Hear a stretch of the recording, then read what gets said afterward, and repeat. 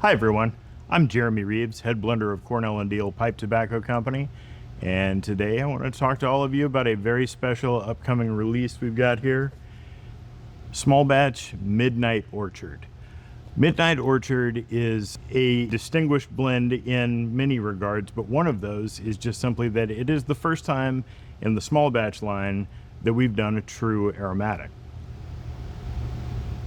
A few reasons for this. One is that generally a lot of really experienced pipe smokers and the kinds of people who generally are really interested in sort of the geeky things we do with small batch may not have been so open to the idea of an aromatic. But I feel like over the last few years we've been able to really kind of show that aromatics could be done in a way that wasn't kitschy and that wasn't lowbrow.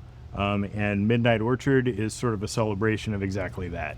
The idea kind of came out of wanting to create something that was at once rich and dark and full and would have lots of tobacco head appeal, but that would also really showcase some really wonderful fruit notes and some subtle floral elements that work really well with this particular blend of tobaccos. We're working with a blackened bright Virginia that we've done here in-house. It's the first time we've used this component in this way. We're also using a unblackened version of that same bright Virginia along with some younger Virginias from 2023.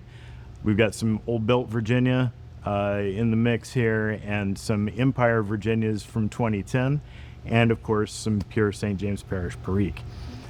I think that the flavor profile is sort of evocative of the whole idea of Midnight Orchard, and I think the artwork that we put together here that Anya painted is beautiful and really jives well with the flavor experience. You've got sort of this rich depth and lots of shadow and lots of deep complexity, but you've also got these really wonderful brighter notes kind of shining through here and there, evocative of fruit and of a little forest floor and floral melange. When we're talking about aromatics, sort of conventional wisdom would suggest that a tobacco that is flavored or cased won't be able to age, and that's simply not the case necessarily.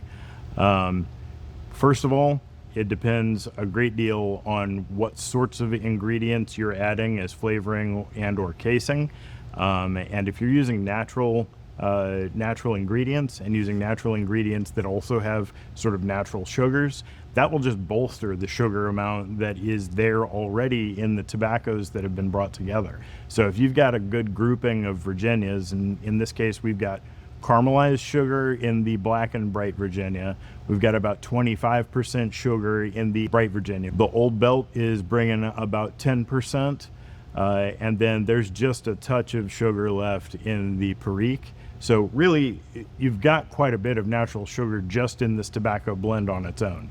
The quantities of flavorings that we're talking about here are very slight.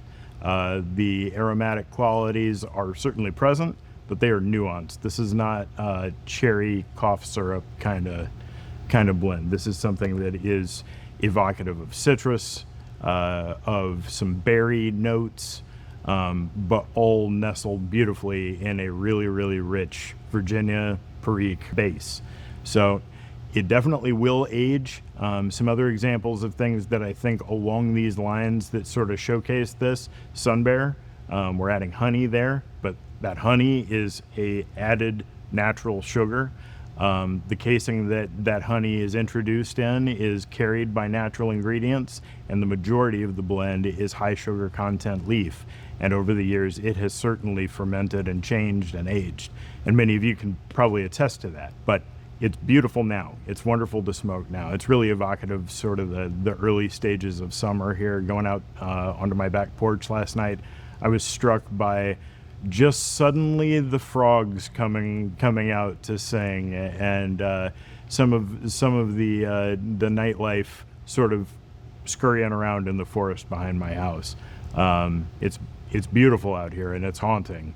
And I think this is really, reminiscent of the kind of experience that just standing in my backyard has. This blend, I think, will really appeal to people who like rich, dark Virginia blends and Virginia Perique blends. I think some of the Astleys line, if that style of blend appeals to you, if a Scudo appeals to you, I think there's something here for you. If you are an autumn evening smoker, a nutty Irishman smoker, and you're sort of interested in trying to kind of understand more about what the unflavored side of tobacco is all about, this might actually be a good way to sort of dip your toe in the water. And there's still going to be some sweetness and some of that addition that has you interested. But there's a lot of tobacco forward note here that is going to be sort of a good introduction. If you are a fan of just tobacco generally, maybe you're the kind of person that smokes English in the winter and smokes Virginia Periques in the spring and summer, then this is certainly going to appeal to you. I think there's a lot to work with for just about anybody who enjoys tobacco as a geeky sort of special thing on its own. I think it's a beautiful blend. We just recently did a sort of sneak peek at the Country Squire grand opening event, and it was really well received, and I can't wait to see what all of you think of it. Thanks so much. See you all next time.